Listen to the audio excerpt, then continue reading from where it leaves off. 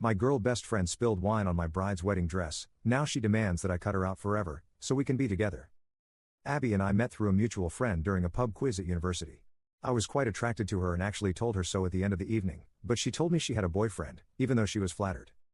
Fast forward 3 years later. I meet Ella at the Edinburgh Fringe and we just clicked immediately. Politics, music, cinema, whatever the subject approached, there was a spark that I'd never felt with anyone else. Like she just made sense with me. Her personality was just vivid. It's hard to describe, but I'll try. On first impression, she was so knowledgeable and enthusiastic, I was taken aback by her intensity. From that point onwards we were inseparable and I was dead certain of our future together long before we got engaged. Enter Abby again. I start a new job at an advertising firm with a position in web design and she was one of the only people I knew. At first it was a little awkward given our history, especially considering that she was now married to the boyfriend she was dating back then. But there was no one else I knew at the firm and we both had partners at this point, so it couldn't hurt to be friends, right? And to be honest, I'm glad because I feel like our chemistry as friends superseded any potential we might have had as a couple. She's clever and has a bit of a cheeky personality. I'm quite dry and sarcastic myself, so I reckon we have a pretty fun dynamic. Ella doesn't seem to feel that way, though. Sometimes when it's been the three of us she has expressed a feeling of being left out or that Abby has been making fun of her. I don't see it, it's just our dynamic. But, there have been a couple of nights where Ella has been in tears because of something that Abby has said. One time Ella got out of her seat and Abby sat down where she was sitting to show me a video on YouTube. When Ella came back in she saw Abby leaning next to me and was upset for the rest of the night. Sometimes there have been times when Abby has said something that Ella has read as a come on. Like when I said I missed swimming because I felt out of shape, Abby said the two of us should go together with a playful punch. Ella didn't say anything at the time but her discomfort was visible. Ella got really upset one time during some banter because me and Abby like to roast each other regularly, and Abby roasted her a little too hard, I guess.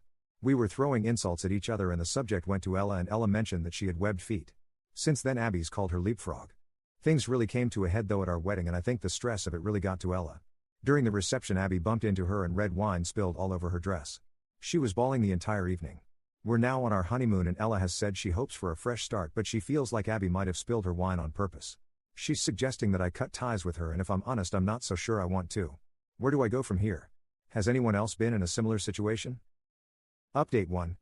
I was originally looking for guidance on how to deal with my wife's anxiety and hurt revolving around my friend.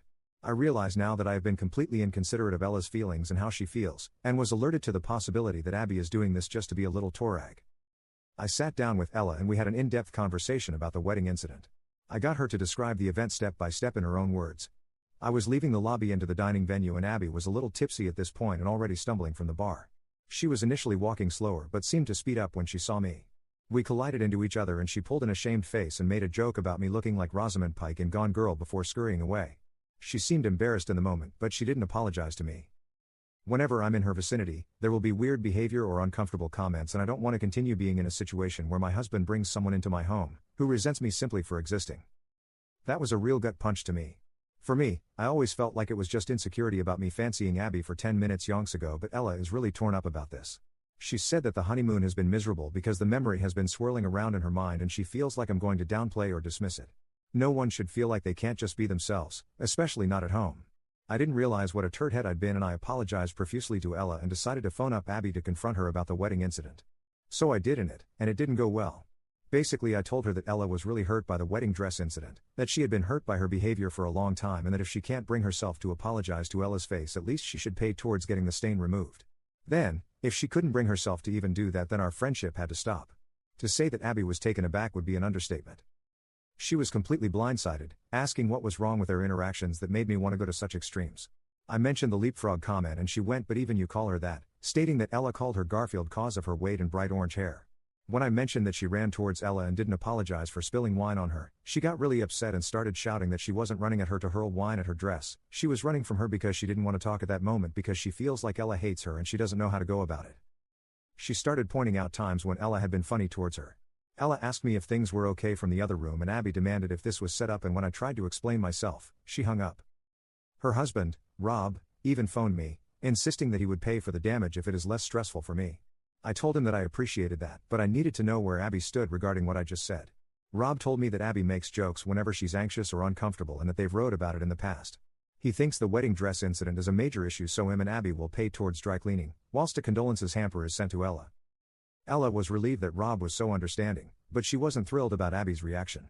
Basically said that the Garfield comment was always about her hair and never about her weight, and that she was deliberately trying to make it seem like the bad behavior went both ways. I don't think it's went both ways either, cause I've never noticed Ella roasting Abby in any real way. Ella has suggested we try marriage counseling. I was a bit shocked at first because we've only been married a month, but maybe that's the way forward. Update 2. You'll be happy to learn that Abby and me aren't talking anymore, and it's probably for the best. Ella and I received the condolences hamper in the post, and it was primarily soaps. Not in the sense of fragrant body lotions or luxury packages, or even organic bars. It was just regular, run-of-the-mill soaps. There were 2 dispensers that were faintly rose-scented, but it was so mild you had to really look for it. There were several white soap bars that didn't smell of anything. Really, it was so confusing. The only items that suggested it was a proper gift basket were a 6-pound bottle of Chardonnay and a box of chocolates that looked a fair deal more effort than the cleaning equipment. The weirdest item though? A pair of women's underpants. Not lingerie, not anything lacy or risque, just a plain pair of white pants. They were actually kind of grubby, there was a faint orange lining on them. It just didn't make sense to me because if they were meant to be for Ella, they were at least 6 sizes too big. And if Abby really was making a move on me, they were again around 6 sizes too big. It weirded me out so much I rang up Abby, asking why I had soap and grubby knickers in our condolences hamper. She kept making dry remarks to her husband about there being a strange noise on the other end of the phone. I didn't get anywhere with her and insisted that Rob should talk to me instead because getting anywhere with her was like pulling teeth at this rate. After some disgruntled remarks, she passed the phone over. Rob asked what was up and I explained the whole situation. He was momentarily surprised when I described the hamper as looking like the luggage of a janitor that lived under a bridge. He said that it was a small package, but there should have been several luxury gifts that weren't simply sanitary items. Apparently there was a bottle of Chardonnay, a bottle of Shiraz, 1 box of chocolates, a bar of Choxy, a selection of crackers and some assorted cheeses. Somehow that got replaced with leftover soaps bought in bulk, and his wife fronts that Abby found ever so hilarious, and apparently found ever so hilarious to send to my wife. He was hugely apologetic and embarrassed, stating that he'd pay us the cost towards the lost items. I was raging at this point, but I tried to be collected and said, right, let me talk to Abby again please, and he got her on the line. I told her that she had the chance to make it right and she blew it, and she groaned and told me that Ella's jealousy has crippled our friendship and she was sick of having to flatter her insecurities. I said no, you were Ella's insecurities, and we rode for a bit. Eventually it ended with me saying that this had been building up for a while and that her attitude had been giving Ella grief for years. Abby said none of this would be happening if Ella knew how to take a joke, and I just told her that a joke isn't ruining her wedding dress and then sending her your husband's stinky wife fronts. She said I sold out my principles for a girl who's threatened by other women. After the phone call, Ella seemed pretty much resigned to the idea that Abby would always be a crap. I think the counseling has made us stronger, and in a weird way I'm glad this happened. Because if your friendship falls apart the moment you try to protect your loved ones, then they probably weren't that strong friendships at all. Shame I won't be speaking to Rob from now on, he's a top guy.